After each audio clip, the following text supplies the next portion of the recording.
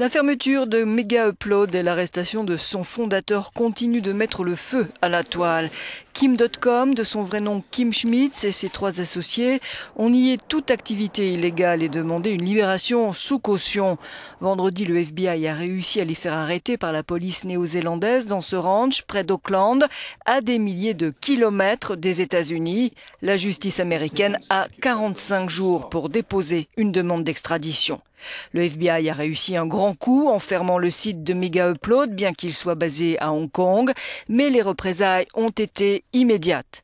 Le collectif de pirates Anonymous a frappé à son tour en mettant hors service pendant plusieurs heures les sites du FBI, du ministère américain de la Justice ou aussi de la présidence française. Ce lundi, ils ont attaqué en Pologne le site du gouvernement qui s'apprête à signer un traité international pour protéger les droits d'auteur.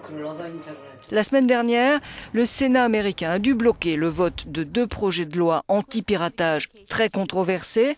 Les 2 textes, PIPA et SOPA, avaient provoqué une protestation online sans précédent, mais aussi dans la rue. Il y a un manque de compréhension fondamentale de la part des juristes sur la manière dont fonctionne Internet, d'où l'idée que la réponse est dans la réglementation, qu'il faut rendre brusquement tout le monde responsable de ce que les autres disent. Je pense que ça va étouffer les entreprises de ce créneau qui travaillent sur Internet, estime ce manifestant. Une première bataille autour du contrôle des contenus sur la toile, remportée pour l'instant par l'industrie de Silicon Valley contre celle de Hollywood. Les géants du web comme Google et Wikipédia sont prêts à en découdre et multiplient les blackouts pour protester contre des projets de loi qui ne sont que reportés.